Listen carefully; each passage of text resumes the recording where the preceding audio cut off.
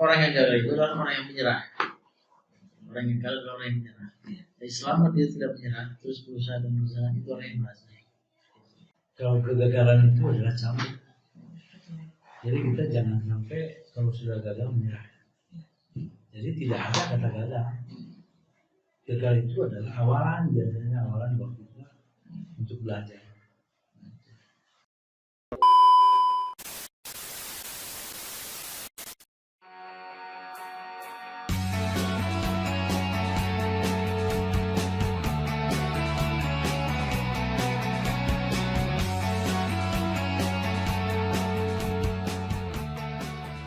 Welcome to Bantara Podcast, SMK Negeri Bantar Kalong, kreatif, produktif, inovatif, dan kekinian. Welcome back again with me, Anissa Mahendra, and right now, right here, di sini kita kedatangan guest, a very very special guest, tamu yang sangat spesial sekali, gitu ya. Terima kasih kepada Bapak Kepala SMK Negeri Bantar Kalong, Bapak Anton Susanto, PDPD, dan kemudian Bapak Nurdana Abdul Rahayat, SPMPD, selaku pengawas PCD 12. Bapak, selamat pagi. Selamat pagi. Bagaimana kabarnya Bapak? Fine, thanks. Gimana Neng kabarnya? Alhamdulillah. Oh ibu atau Neng nih? Boleh nih, boleh ibu Bapak. Oke, Bapak terima kasih banyak karena sudah menyempatkan waktunya di sela-sela kesibukan Bapak, gitu ya, sudah menyempatkan mampir untuk datang ke acara podcast SMKN Bantar Kalong episode 2. Bapak untuk kesibukannya akhir-akhir ini sedang sibuk apa saja nih Bapak? Boleh dari Bapak dulu? Pak Kepala, silakan. Ya biasa rutinitas sehari-hari, apa ya, tugas utama ya manajerial. Jadi tugas selanjutnya itu membimbing mental spiritual, terutama anak-anak kita yang kesempatan di Bantar Kalong.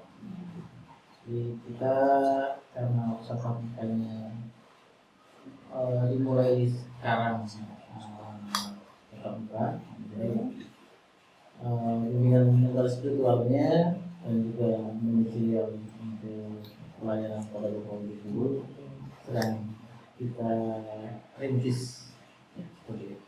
Karena sedang ada ini ya Pak ya, untuk program terbaru itu, untuk program Salatullah itu luar biasa sekali Bapak, itu terobosan yang sangat baru sekali.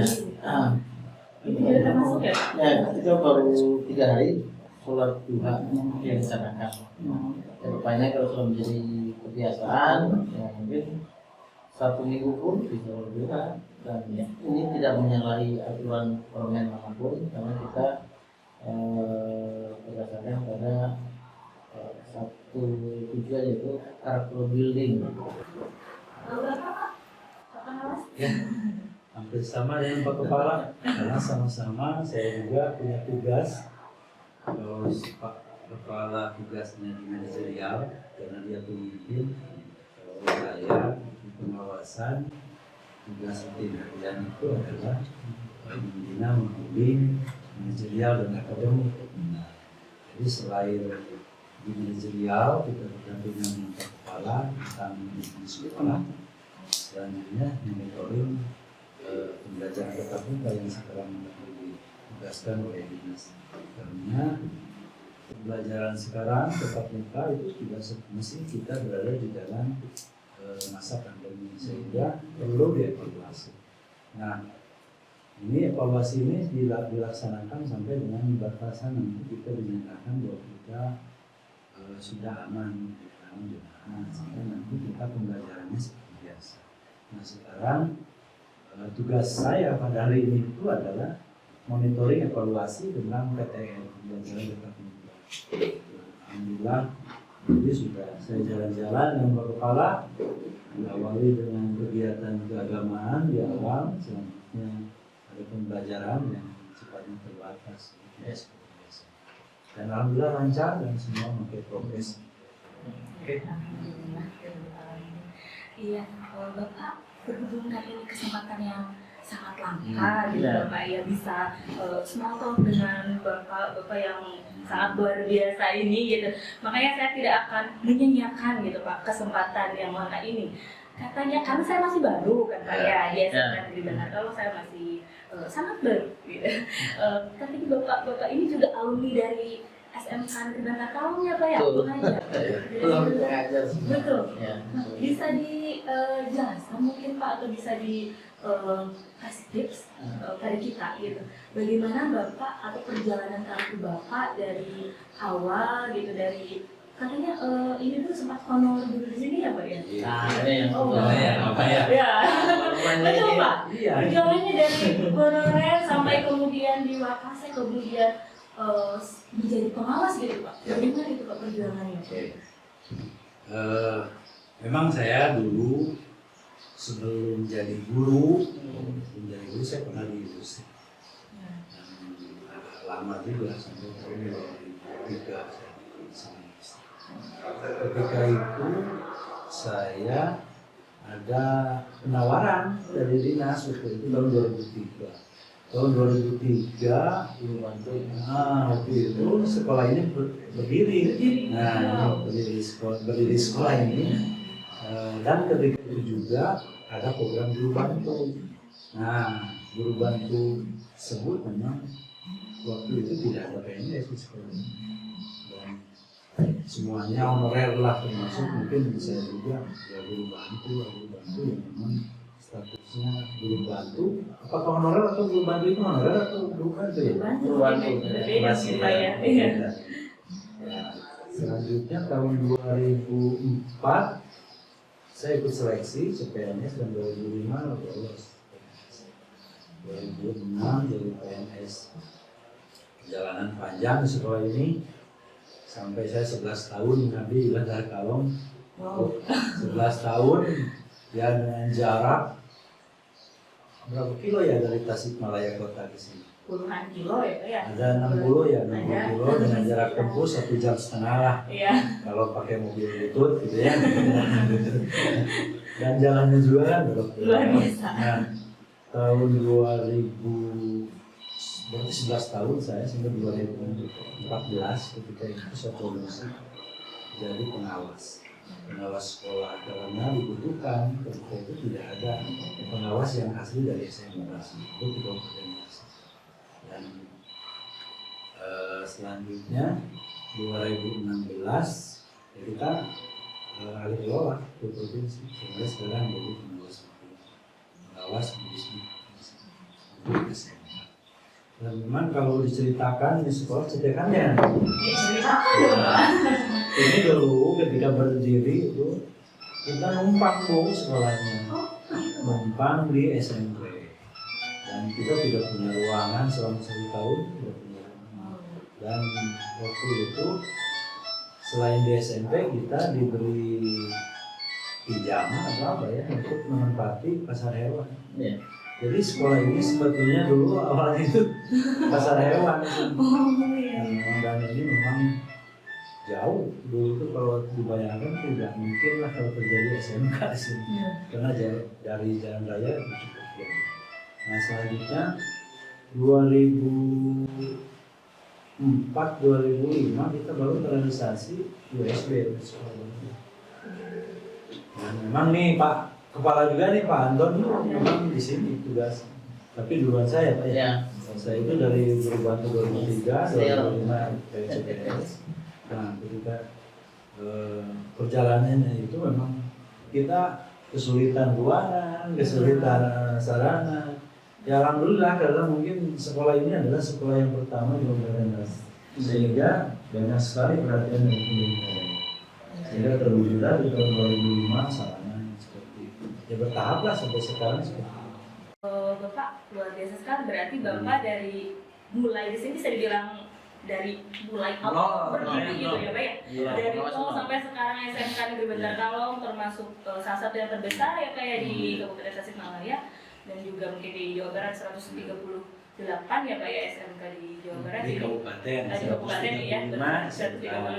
Jawa Barat itu hampir 4.000. 4.000 betul, termasuk yang terbesar gitu. Ya. Berarti perjuangannya tidak mudah seperti yang tadi Bapak bilang gitu ya, dari nol, dari menyediakan bangunan dan sebagainya gitu. Kalau Bapak bagaimana?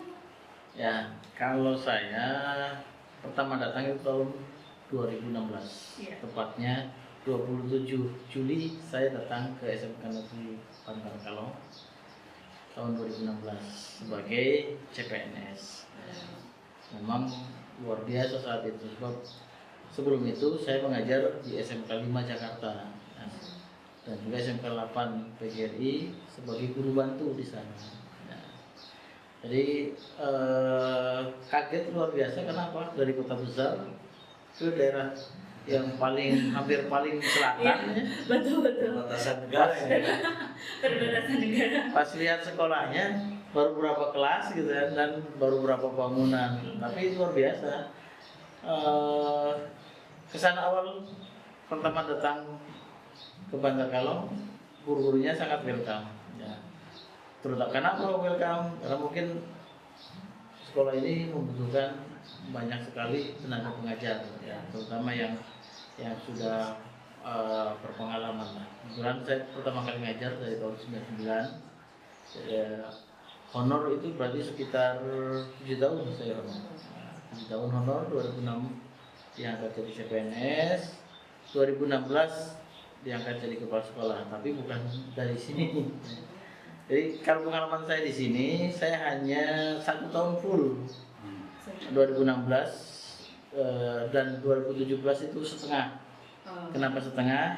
3 hari di sini, 3 hari di SMK Rintisan Baru yang merupakan sekolah jarak jauhnya Bantar Kalong, Pak. Ya, jadi tahun 2007 itu saya dapat tugas dari Dinas Pendidikan membuka SMK Negeri Raja Pola sebagai kelas jauh dari SMK Negeri Bantar Kalong. Karena itulah sampai tahun 2007, 2008, 2009 saya mengajar hanya 2 hari di Bantar Kalong, 4 hari di sekolah yang sedang dirintis. Secara resmi di tahun 2009 baru keluar dari Bantar Kalong secara resmi, secara SK ya. Dan kebetulan mengelola Raja Pola sehingga mendapatkan sekolah sama seperti Bantar Kalong, sekolah yang sejajar. Ya. Dan akhirnya di tahun 2014 saya ikut tes kepala, alhamdulillah lulus berkat bantuan. Nah, tentu saja pengawal pembinanya ini sama.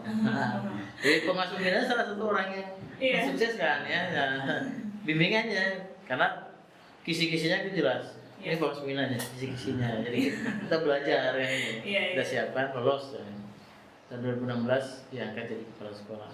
Nah, kalau saat ini ya sudah 3 sekolah, berarti 3 sekolah sekarang saya pimpin, yang sudah pernah saya pimpin, dan mudah-mudahan di tempat ini sekali lagi Kita PLT ya, sekarang PLT. Di tempat ini walaupun masih PLT, Mudah-mudahan definitif nih. Amin. Apa ya? Yang penting adalah ketika kita ada manfaatnya banyak buat orang lain, itu yang paling penting. Jadi jangan sampai kehadiran kita di tengah-tengah orang itu menjadi orang yang tidak diinginkan. Jadi sebaik-baik manusia adalah manusia yang bermanfaat buat orang lain, kan begitu. Jadi small talknya seperti itu aja, Bang.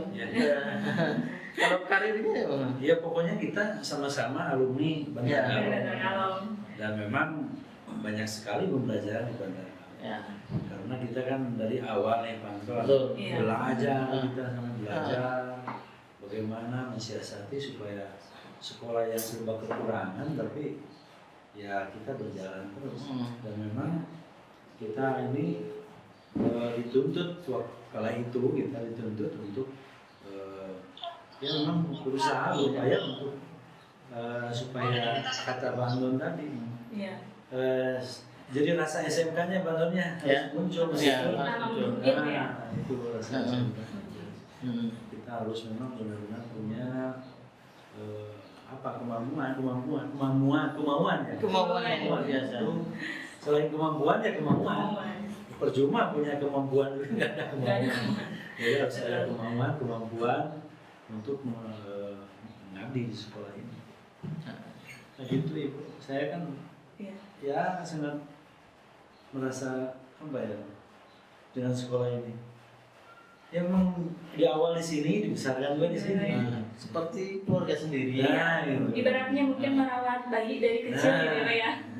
Sampai sekarang sudah sebesar ini Iya. dengan siswa yang Nah, luar biasa. luar biasa sekali.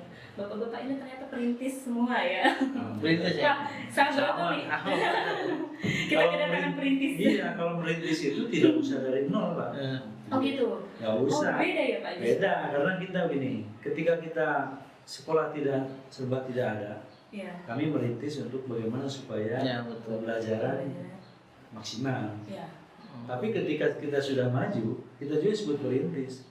Apalagi nih inovasi yang baru, kita juga Oh merintis. iya. Termasuk mungkin terobosan-terobosan Pak Kepala dan PLT sekarang, misalkan merintis untuk bagaimana anak-anaknya supaya semuanya bekerja atau berwirausaha.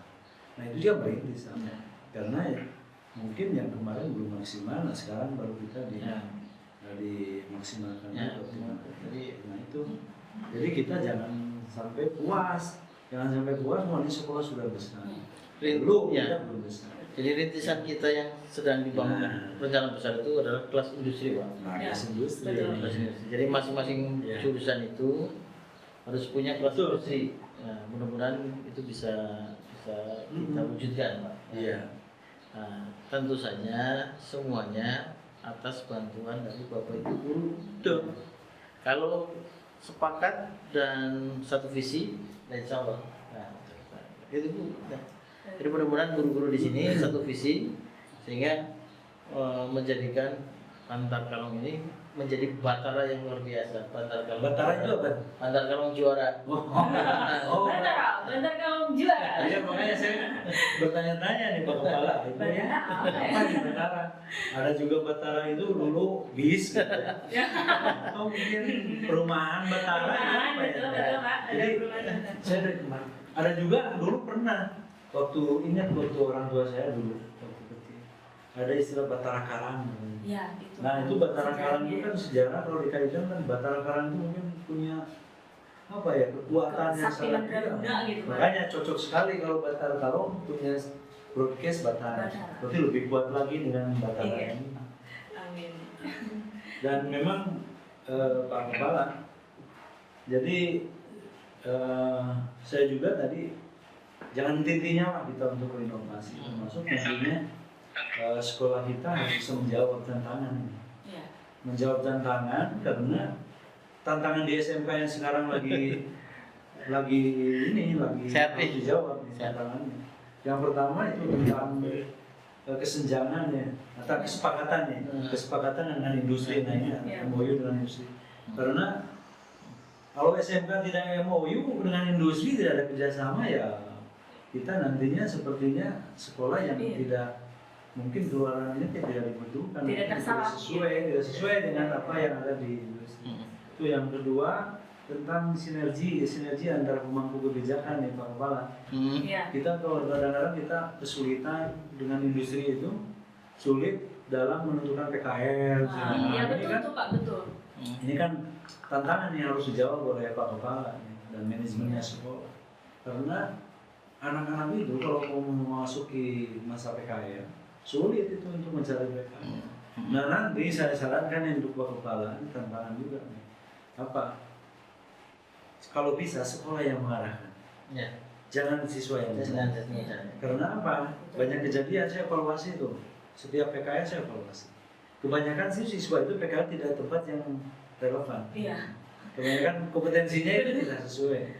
Gitu. Jadi kita nanti itu yang tantangan kedua. Yang ketiga, ini tidak semua sekolah mengembangkan kurikulum yang bersinergi dengan industri. Ya.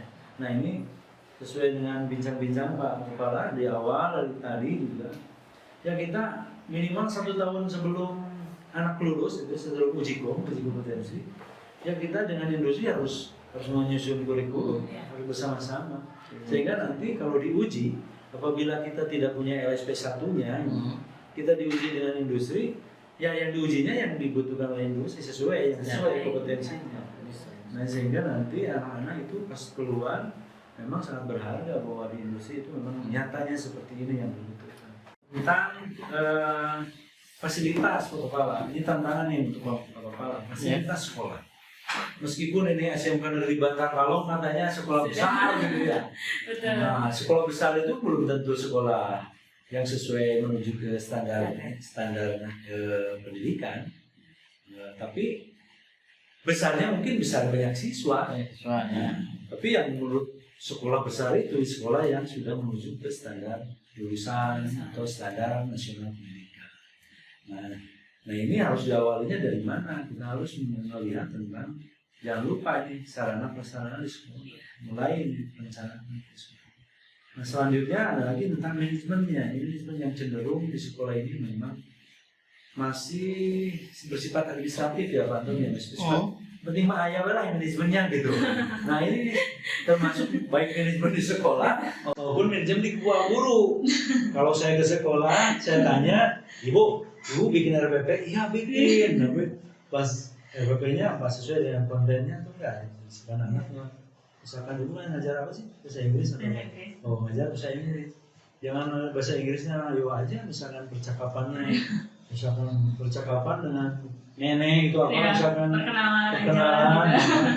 Ya mungkin ke depan apa sih yang misalkan dibutuhkan di perusahaan internasional?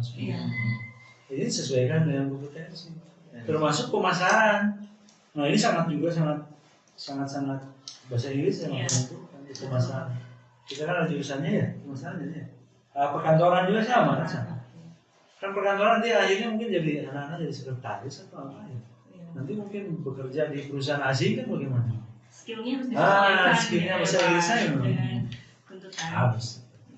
Selanjutnya di otomotif itu kan banyak sekali pelajaran-pelajaran yang memang istilah-istilah bahasa Inggris tentang petunjuk kan. Ada SOP yang menggunakan bahasa Inggris itu harus juga dipelajari. Nah ini jangan sampai sekedar administratif lah, sekedar hanya membuat administrasi. Jadi kita harus memang sesuaikan dengan apa yang dibutuhkan nanti anak untuk di industri. Nah itulah mungkin Pak Kepala. Jadi kalau kita ingin hebat, nah terus berinovasi, terus berliterasi gitu kan? Ya, inovasi dan berliterasi. Ya, jadi jangan sampai kita tidak pernah membaca.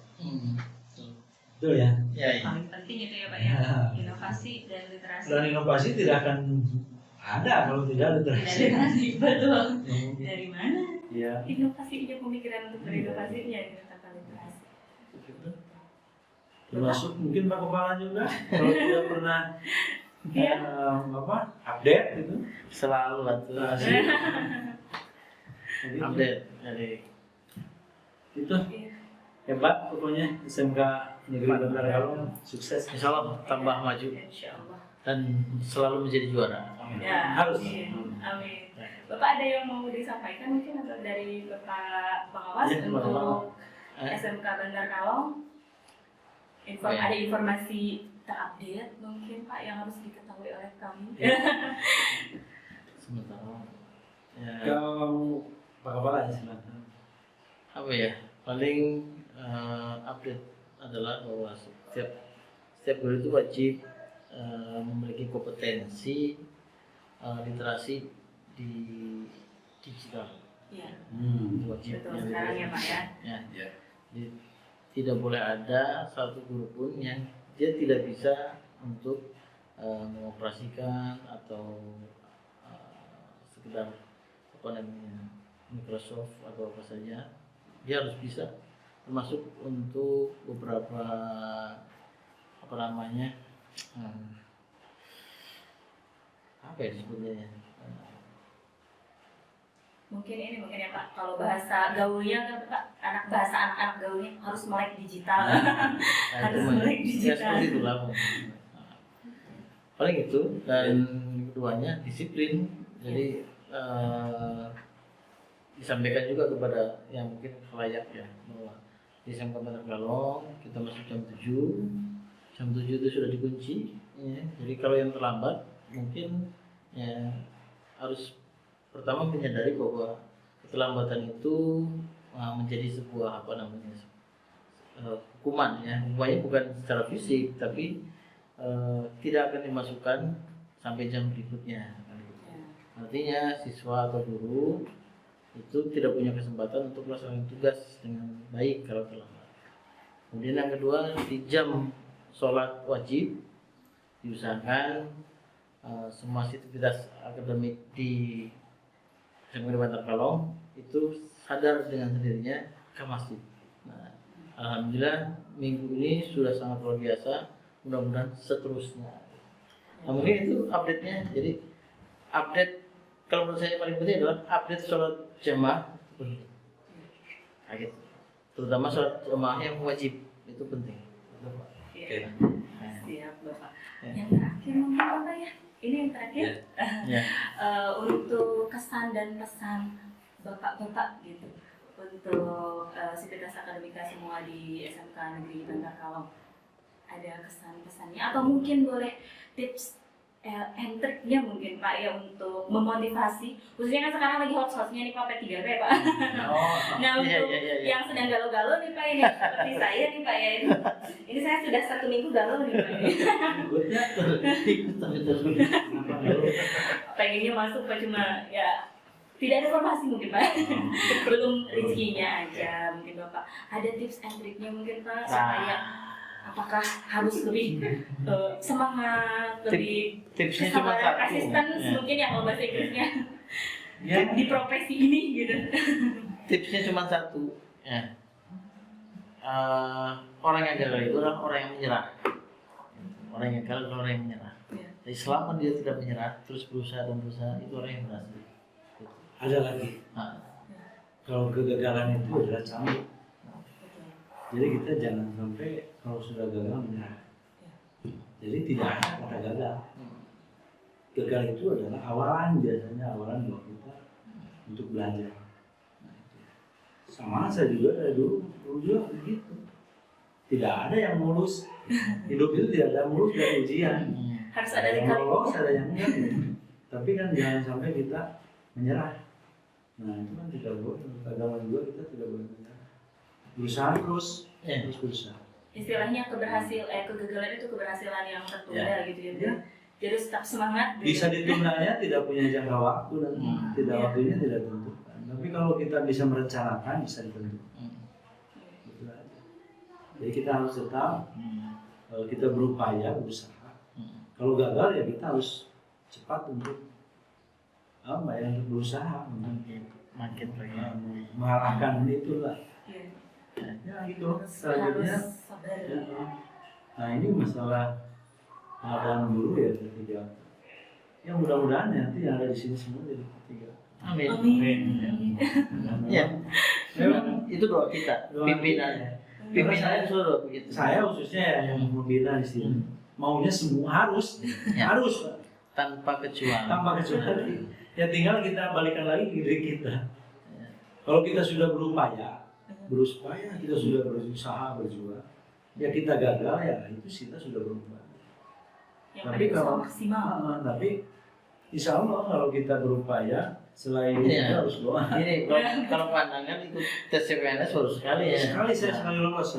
Kalau saya 4 kali. Bapak 4 kali. Saya 4 kali baru bisa lolos ya. Gimana nih Pak tipsnya nih Pak? Biar bisa coba lagi. Gitu. Iya memang itu. Saya 4 kali dari tahun 2002, 2003, 2005 dan 2006. Tapi di 4 kota yang berbeda. Wow. Kalau saya dulu CPNS saya 1 kali 2004 aja. Karena dulu saya itu pernah gini. Ya kalau saya tidak diterima, ya mungkin ini nasib saya harus begini. Nah, harus terus saja sesuai profesi. Nah jangan sampai saya gagal, akhirnya saya berbahaya, nggak ada salah-salah, jangan. Tidak boleh. Nah, itu jangan. Kita harus semangat terus. Pasti Allah akan mengabulkan doa kita termasuk usaha kita. Insya Allah bisa. Dan memang itu perjuangan yang kalau disebut perjuangan ya wah perjuangan. Saya itu dari 2003, 2004, 2005 hanya 3 tahun lah.